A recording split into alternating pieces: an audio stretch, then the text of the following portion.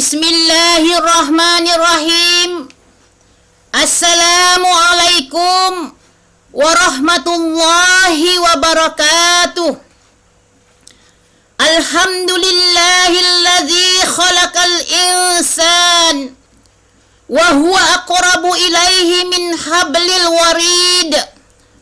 Wassalatu wassalamu ala sayyidina Muhammadin Rasulil hidayati wa asyrafil abid wa ala alihi wa ashabihi wattabi'ina lahum bi ihsanin ila yaumil mazid. Amma ba'd. Kaum muslimin yang dimuliakan oleh Allah Subhanahu wa ta'ala, berkat rahmatnya kita berjumpa dengan bulan suci Ramadan pada tahun ini. Semoga kita dapat menunaikan secara optimal ibadah yang sangat agung dan mulia ini. Rasulullah sallallahu alaihi wasallam bersabda, Bismillahirrahmanirrahim. Kullu amali bani Adam lahu illa siyam fa innahu li wa ana ajzi bih. Yang artinya, setiap amalan anak Adam adalah miliknya kecuali puasa. Sesungguhnya puasa ini adalah milikku dan aku yang akan membalasnya. Hadis riwayat Bukhari dan Muslim. Dalam hadis qudsi ini Allah menegaskan bahwa semua amal ibadah yang dilakukan seorang hamba adalah untuk dirinya sendiri, kecuali puasa. Allah menganggap bahwa puasa yang dilakukan seorang hamba adalah untuknya, dan ia yang akan memberikan balasan pahala kepada setiap hamba yang melakukannya. Mengapa Allah menyandarkan ibadah puasa ini kepada dirinya? Semoga pemaparan berikut ini dapat memberikan jawaban. Yang pertama, puasa adalah ibadah yang tidak mungkin tersusupi niat riya, yaitu mau dipuji oleh orang lain. Allah menyandarkan ibadah puasa kepada zatnya, karena puasa adalah ibadah yang tidak tersusupi niat riya. Berbeda dengan ibadah lain yang memungkinkan tersusupi niat riya. Al-Qurtubi berkata, amal ibadah anak-anak Adam memungkinkan untuk disusupi riya. Oleh karena itu, amal ibadah ini disandarkan kepada mereka. Berbeda dengan puasa, tidak ada seorang pun yang mengetahui ketika puasa itu dilakukan kecuali Allah Subhanahu wa ta'ala. Secara lahiriah, kondisi seorang yang menahan diri dari makan karena kenyang sama seperti kondisi orang yang menahan diri dari makan karena niat mendekatkan diri kepada Allah Subhanahu wa ta'ala. Oleh karena itu, Allah menyandarkan puasa ini kepada dirinya. Diriwayatkan dari Rasulullah sallallahu alaihi wasallam yang berbunyi, Bismillahirrahmanirrahim. As-siyamu la riya'a fih. Qala Allah Ta'ala, huwa li wa ana ajzi bih.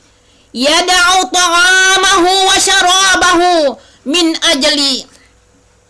Yang artinya, puasa tidak ada riya di dalamnya. Allah Subhanahu wa ta'ala berfirman, puasa adalah untukku dan aku yang akan membalasnya. Ia meninggalkan makan dan minumnya demi aku. Hadis riwayat Baihaqi. Kaum muslimin dan muslimat yang dimuliakan oleh Allah Subhanahu wa ta'ala. Adapun poin yang kedua, puasa adalah ibadah yang paling dicintai oleh Allah Subhanahu wa ta'ala. Ibnu Hajar berkata, firman Allah, puasa itu untukku, menunjukkan arti bahwa puasa adalah ibadah yang paling dicintai oleh Allah Subhanahu wa taala dan paling diutamakannya. Ibnu Abdul Bar berkata, cukuplah firman Allah, puasa itu untukku, sebagai bukti bahwa ibadah ini memiliki keutamaan di atas ibadah-ibadah lainnya.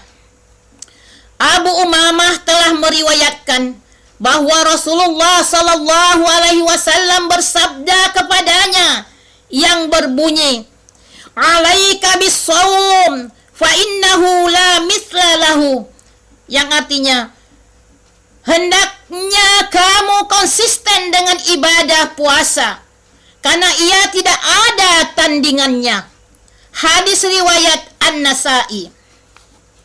Kaum muslimin muslimat yang dimuliakan oleh Allah Subhanahu wa taala. Adapun poin yang ketiga, puasa lebih dekat kepada sifat Allah daripada sifat manusia.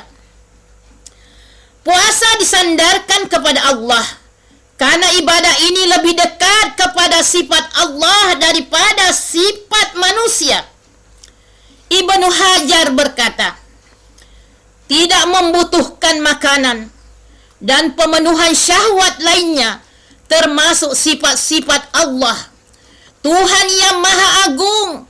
Ketika seorang hamba mendekatkan diri kepadanya dengan ibadah puasa yang sesuai dengan sifat-sifatnya, maka ia menyandarkan ibadah itu kepada dirinya.